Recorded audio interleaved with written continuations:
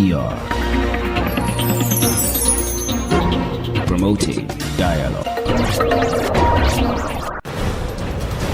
It's May Day in Dakar, 1 o'clock in Lagos. Good afternoon and many thanks for staying tuned to West Africa Democracy Radio, broadcasting on 94.9 FM and around the world on wadr.org. Welcome to Newslink. Here are the top stories. A court in Conakry sentences a former minister on Guinean President Alpha Condé to 5 years in prison over financial offenses. In Nigeria, over $2 billion in ransom payments made to kidnappers between May 2023 and April 2024. It's a disturbing signal, so to speak, in respect of the security of this country. Although it's subject to various interpretations, even though it was an estimate, it is not empirically, tested, so to speak. Afrobarometer report reveals 61% of Ghanaians want to leave the country due to economic challenges. So I think it's due to the economic hardships we are currently facing. The dollar rates are rising and the inflation in the country. Lack of job in the country. Those who are graduating from the university and other staffs, they go to companies, there's no vacancy and other staff. And UNOWAD's documents at least 3,000 victims of violence between July and October 2024. Please stay tuned for details of these stories and more. Here is Augustine Coley with Newslink. Many thanks for joining our broadcast and a warm welcome to our listeners in the Gambia, Ghana, Liberia and Sierra Leone. This edition begins in the Republic of Guinea, where a former Minister of Defense and Presidential Affairs on Alpha Condé's regime, Dr. Mohamed Jainin, was sentenced on Wednesday by the court for the repression of economic and financial offenses to 5 years in prison and fined 5 billion Guinean francs. The court also ordered him to pay the Guinean state 500 billion Guinean francs, about $57.5 million in damages. Additionally, it mandated the confiscation of his assets for the benefit of the state. Here is General Alpha Ibrahim Ambade's report, voiced by Christopher Aticho. At the end of the hearing, Dr. Mohamed Jani was found guilty of embezzlement of public funds, illicit enrichment, and money laundering. Magistrate Yakuba Conte subsequently ordered the confiscation of all his real estate properties located in the Kankan region and Conakry for the benefit of the Guinean people. The CRIF also decided to seize all his bank accounts in foreign currencies and Guinean francs. However, the court indicated that all assets registered in the names of his wife and children are not affected. For context, Dr. Mohamed Jani had been placed under a detention order at the Central Prison of Conakry in April 2022. He refused to answer questions during the hearing and even asked his lawyers to withdraw, demanding the enforcement of the initial decisions regarding his provisional release. His former lawyers declined to comment, stating that they have moved on from the case, which they describe as political. That was General Alpha Ibrahim Ambade's report, voiced by Christopher Aticho. Let's now take you to Nigeria, where a recent study by the National Bureau of Statistics has revealed that $2.88 billion, equivalent to 2.23 trillion naira, was paid as ransom to kidnappers between May 2023 and April 2024. The NBS Crime Experience and Security Perception Survey released on Tuesday found that about 91% of kidnapping incidents during the period were financially motivated. WADR's Usma Umar has more in this report. According to the report, victims' families paid an average ransom of $3,446 with the total number of kidnapping incidents estimated at over 2.2 million nationwide. The report noted that rural communities experienced the brunt of these crimes, with 1.67 million cases recorded in rural areas compared to 567,850 in urban centers. Brigadier General Sani Usman, retired, a former Nigerian Army spokesman, says the report, though worrisome and disturbing, serves as a clarion call to the security situation in the country. It's a disturbing signal, so to speak, in respect of the security of this country, although it's subject to various interpretations. Even though it was an estimate, it is not empirically, tested, so to speak, given the methodology employed. But that notwithstanding, I think it is a commendable move in the sense that at least we have kind of sense of reference or something we can refer to when we are talking about data, when we are talking about security in this country. But most importantly, again, is the fact that it's more or less like a clarion call. Breaking down the data by region, the Northwest topped the list with 1.4 million reported incidents, followed by North Central region with 317,837 cases. The Southeast recorded the fewest kidnappings with 110,432 incidents. Paul Wadima, a public affairs commentator, has this to say about the report's take on the security of the southeastern region. Of course, there is a whole lot of job to be done, but this latest report, which shows that Southeast has least incidents of criminality in Nigeria, despite the alleged activities of separatist groups in that part of the country. The NBS reported that 82.1% of kidnapped victims were released, with most abductions motivated by ransom. Despite government efforts, kidnapping remains a lucrative and growing threat, undermining public confidence in security. Newslink on West Africa Democracy Radio. Usman Umar reporting from Abuja. Meanwhile, a new report from the United Nations Office for West Africa and the Sahel, UNOWAS, covering the period July 1 to November 30, 2024, has assumed that there was an intensification of terrorist attacks in the Sahel, where more than 3,000 victims were violently attacked.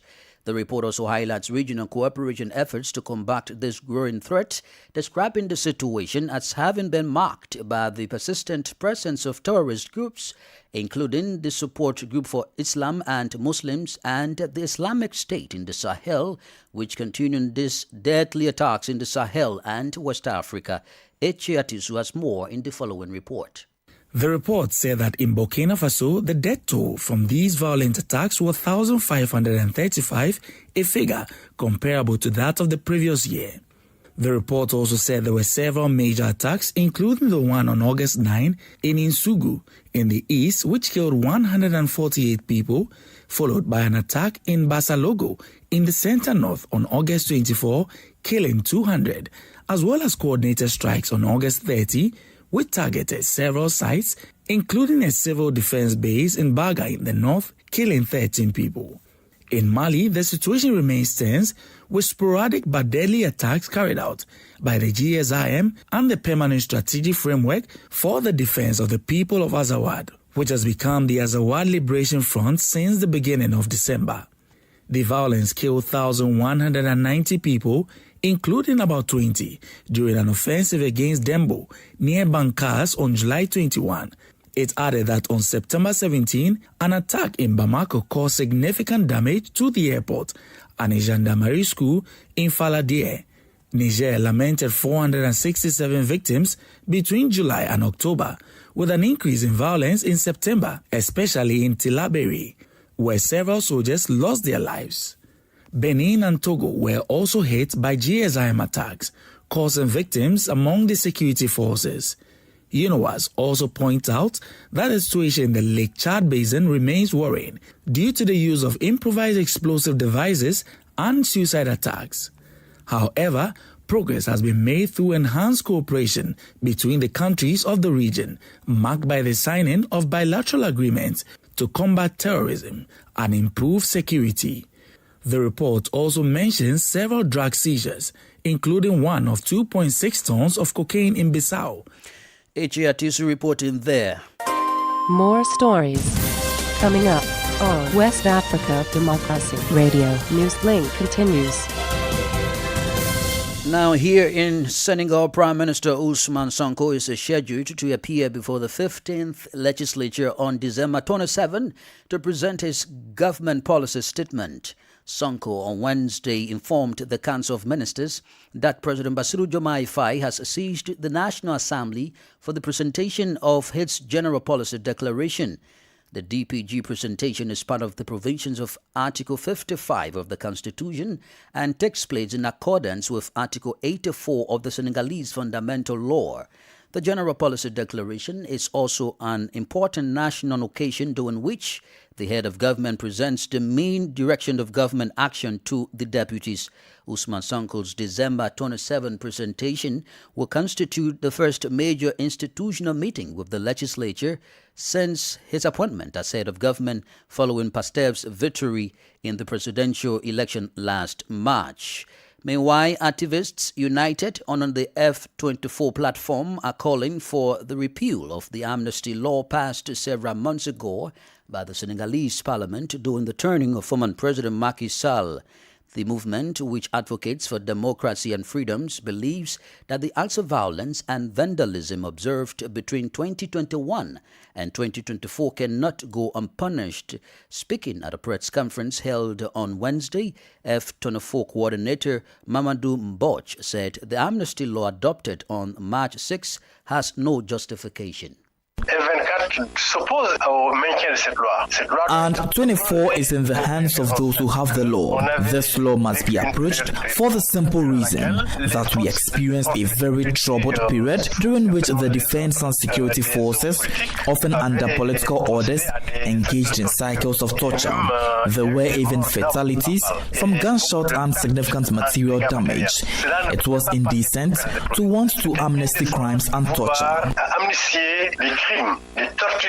Mamadou Mbouch is the coordinator of F24. At the same time, the platform, which includes several civil society organizations and political actors, is demanding justice for the events that occurred from March 2021 to 2024, which F24 describes as crimes against humanity.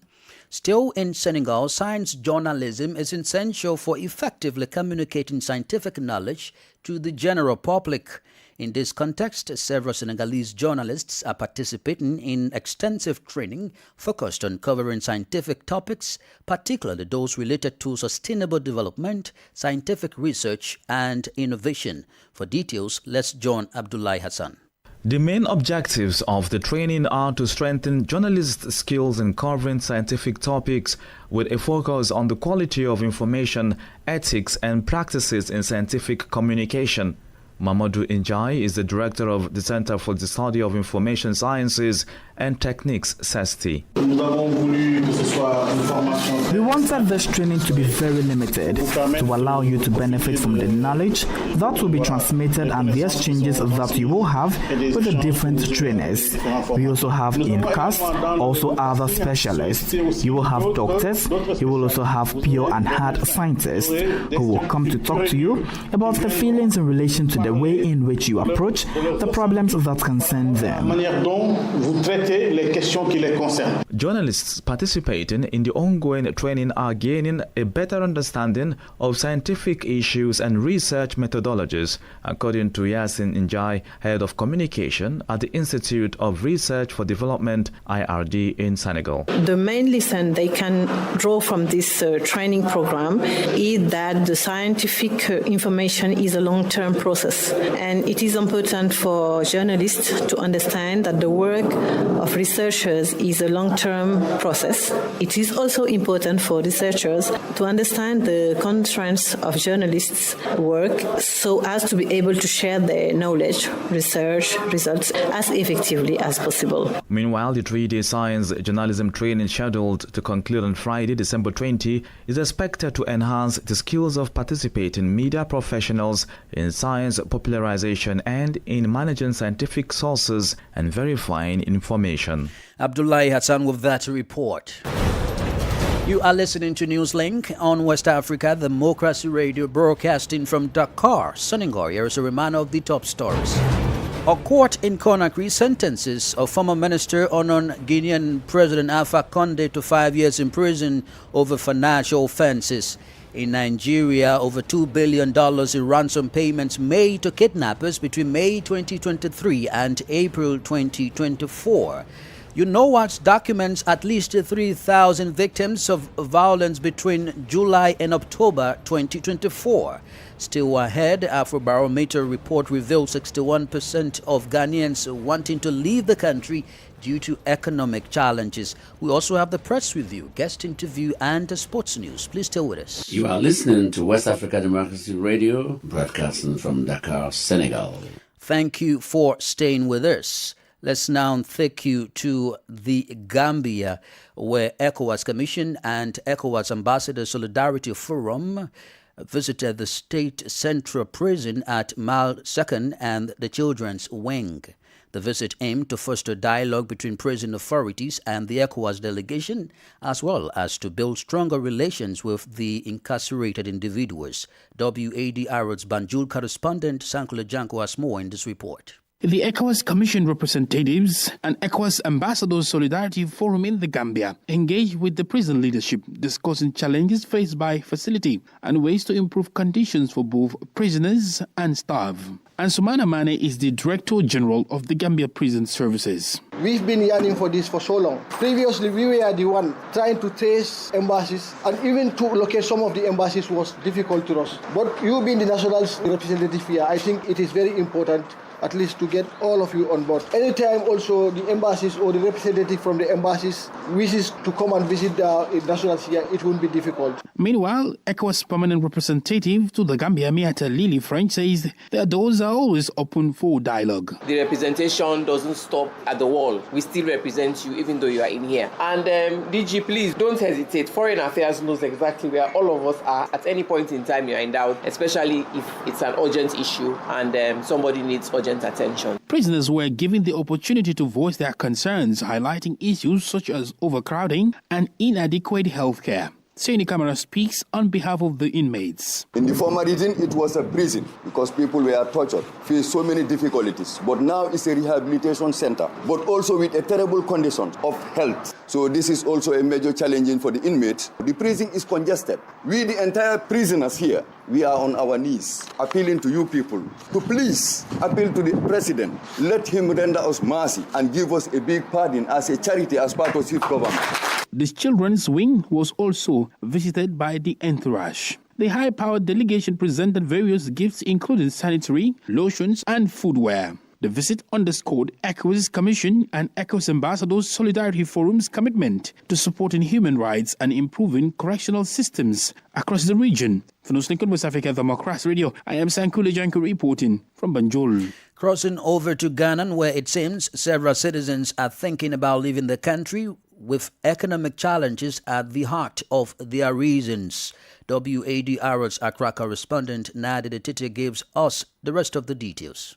Per the Afrobarometer survey, the share of respondents who have given a lot of thought to leaving the country has more than doubled from 20% to 44%. Approximately 72% of Ghanaians aged between 18 and 35 and 78% of those with post-secondary education have thought about leaving the country. The primary motivations are the search for better job opportunities and a desire to escape economic hardship. The data highlights that young people, the highly educated, and the unemployed are the groups most likely to consider emigration. North America remains the most preferred destination, followed closely by Europe. Meanwhile, a report from the Organization for Economic Cooperation and Development, OECD, ranks Ghana 6th among ECOWAS countries in terms of emigration rates. While intra-African migration largely involves lower skilled labor, the OECD notes that highly educated and skilled Ghanaians are more likely to migrate to its member countries. Some Ghanaians corroborated the outcome of the survey. So I think it's due to the economic hardships we are currently facing, and then looking at how the dollar rates are rising and then the inflation in the country. So the country is really hot for the citizens. So I think that's the reason why most of the citizens are fleeing the country? Lack of job in the country because most of the youth, those who are graduating from the university and other staffs, will go to companies with applications and it will be like there's no vacancy than other staff. The findings underline a growing trend of skilled labor leaving the country in search of better opportunities abroad. For WADR, Nadidi Tete, Accra. This is the newspaper review. Stay abreast and find out what the top stories are in your country. This is the newspaper review. The newspaper review. We remain in the Ghanaian capital, Accra, with Nadidi Titi for the press review. We'll start off with the Daily Graphic newspaper front page. President can now assent to anti-gay bill as Supreme Court dismisses 2 suits. Citizen petitions President to remove Chief Justice, and experts divided over Mohammed's Anti-Corruption Committee. And finally, GES launches one-stop portal for staff data. The Chronicle newspaper, Jospon battles top politicians' sons coy over acres of land at Botiman, and mass transfers ruffle feathers at Goyle. Now to the Crusading Guide newspaper front page. Supreme Court throws out anti-gay suit, and Sino-Africa chases NPP chairman's son for snatching 29 acres of land at Botiman. Other stories here. EC demands more security after attacks on personnel. The Daily Dispatch newspaper front page. Who are likely to be in Mahama's list of 60 ministers, and why ditch Bawumia when Akufo-Addo tried 3 times before becoming president. That's according to the running mate to the NPP flag bearer, Dr. Matthew Poku-Prempeh. The Anchor newspaper front page, Mahama under fire for snubbing women in oral team as Afenyo marking questions source of funding. Galamsey pits collapses, 1 dead and 3 injured, and government urged to prioritize womb health and wellness. The Daily Guide newspaper front page. Supreme Court throws out anti-LGBTQI+ cases, and President set to receive bill. Parliament passes Boundary Commission bill, and mass transfers hit Goyle. Other stories here. Yamin and NDC thugs invade PMMC Gold Center. The final paper I have here is the Metro Lens newspaper front page. Mohammed's government can't sack CEOs at will. That's according to the Supreme Court. And Freddie Blaze's son in trouble again, accused of land thefts in Nungwa, allegedly using armed guards to protect seized lands. That'll be it for the newspaper review segment. Is back to you. Nadidi there with the press review. Politics, analysis on major news, social matters, and all. This is A Guest.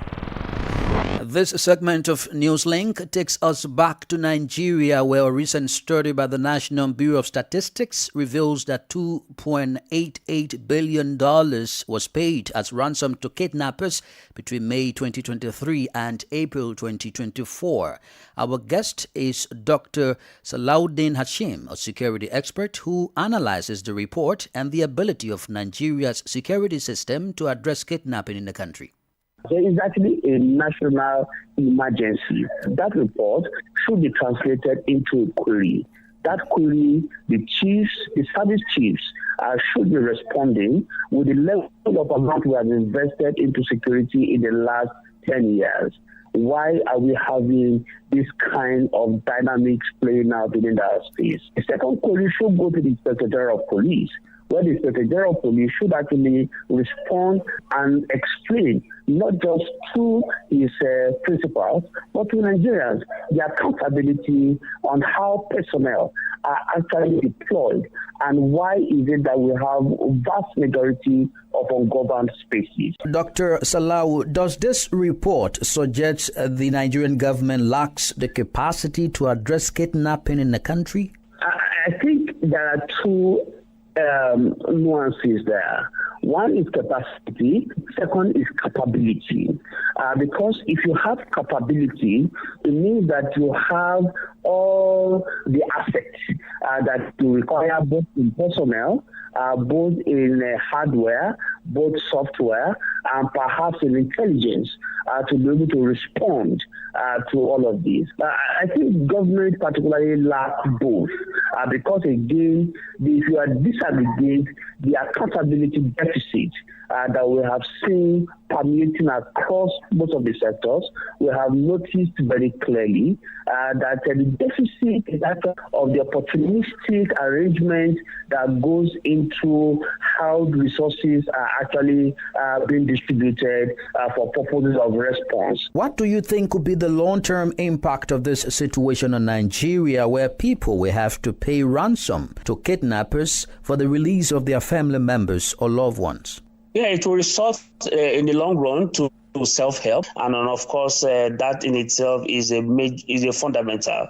So anarchy might reign if that becomes a regular option, because for a family who had lost its economy and life savings, just to rescue 2-3 members of the family, once there is a reoccurrence, tendencies are there that individuals like that will take up arms as a measure to also protect and defend, and that might be the case. And secondly, that people might begin to attack the state actors, which we are already seeing in some locations, because they see them as not available when they are needed. And that also threatens and puts those personnel even at risk in terms of providing some kind of constitutional services to citizens.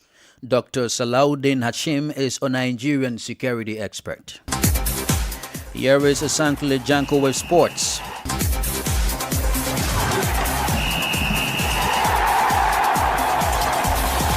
Hello out there, a warm welcome and thank you for joining us. The Confederation of African Football CAF Executive Committee EXCO has approved the 2025 competition calendar. Key among the notable events included the CAF Africa Cup of Nations Morocco 2025. CAF states the opening match will be played Sunday 21 December 2025, while the final match will be played Sunday 18 January 2026.